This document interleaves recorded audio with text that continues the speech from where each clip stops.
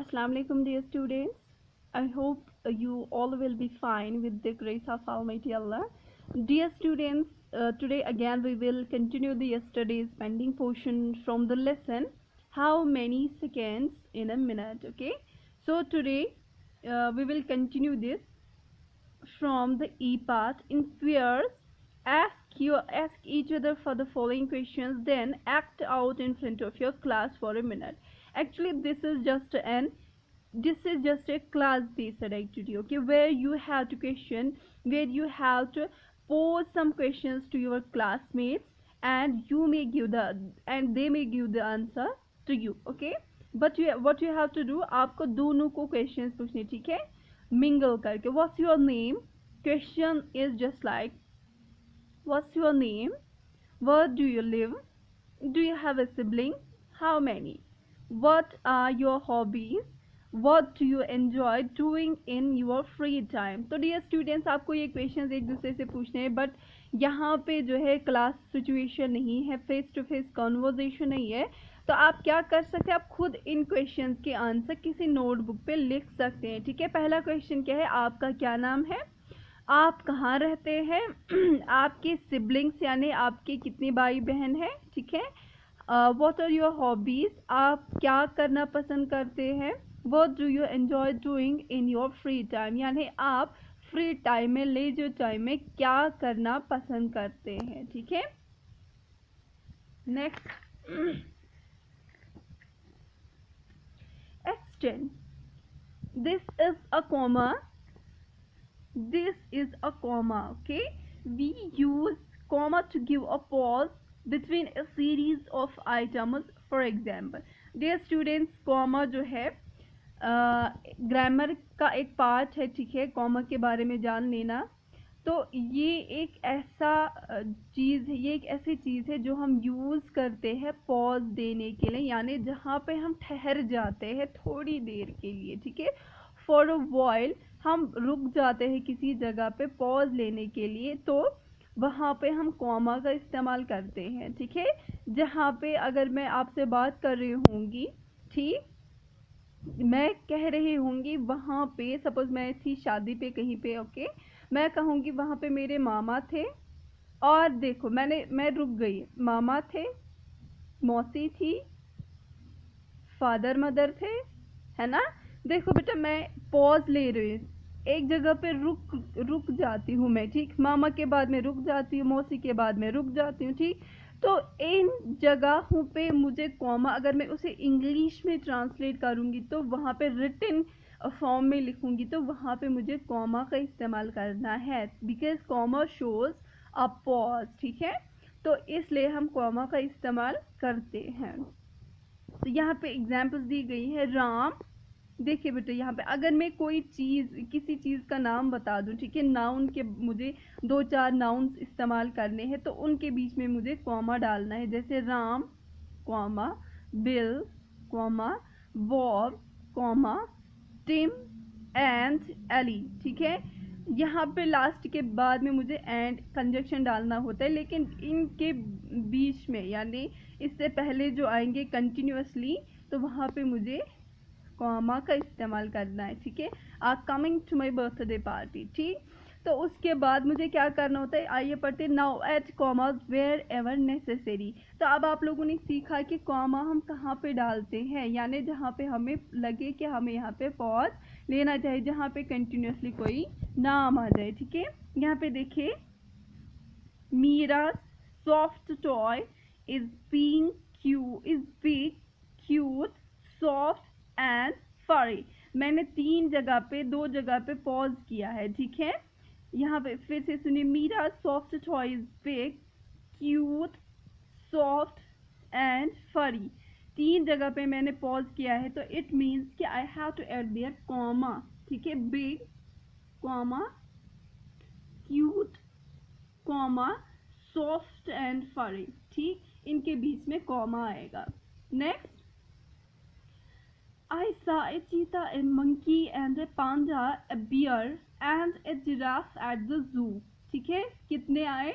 I saw a cheetah, comma, a monkey, comma, a panda, comma, a bear and a giraffe at the zoo. Okay, I also saw a parrot, a manna, a peacock, a crow, an eagle and a hawk.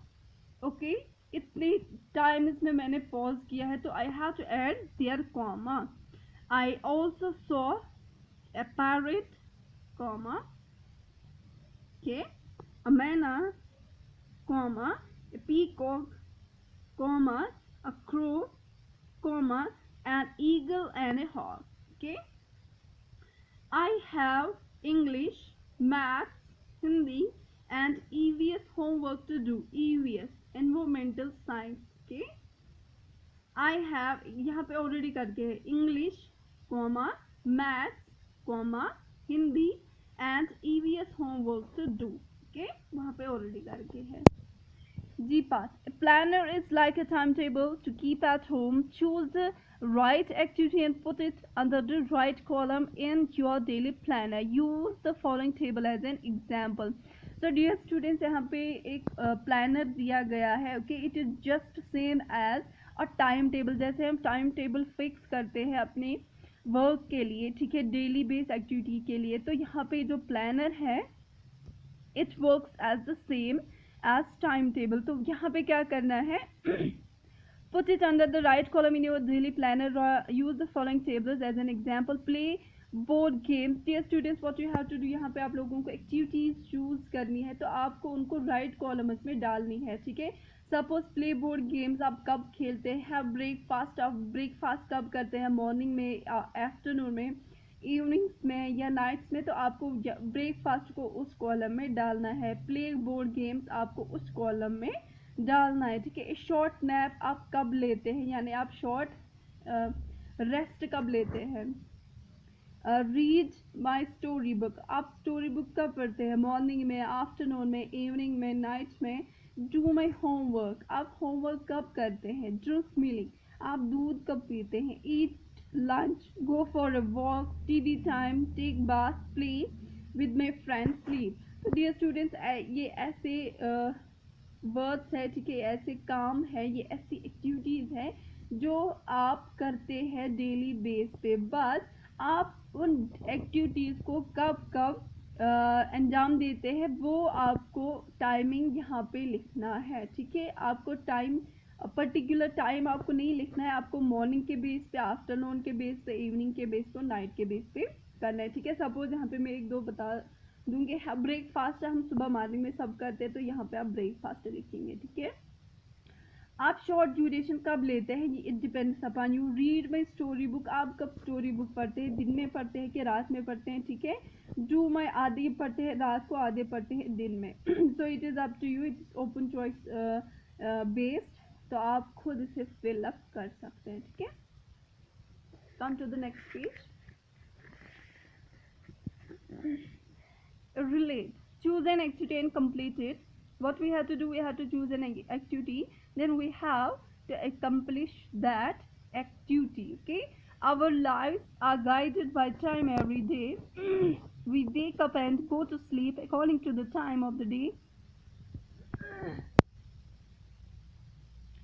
In fact, all our activities happen around time.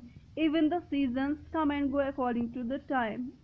What we have to do, dear students, हमें ये पता है कि हम जो भी activities करते हैं, है ना, तो हम फैसिलिटेट किए जाते हैं, उसके रिगार्डिंग गाइड किया जाता है, ठीक. हम, हमारा एक स्केड्यूल टाइम टेबल होता है उसके लिए, अपने एक्टिविटीज़ को करने के लिए, ठीक. इवन कि हमारे जो सीजन्स होते हैं, मतलब नेचुरल होता है और नेचुरल ऑकरिंग सीजन जो होते हैं, उनके लिए भी एक पर्टिकुलर टाइम होता है ना.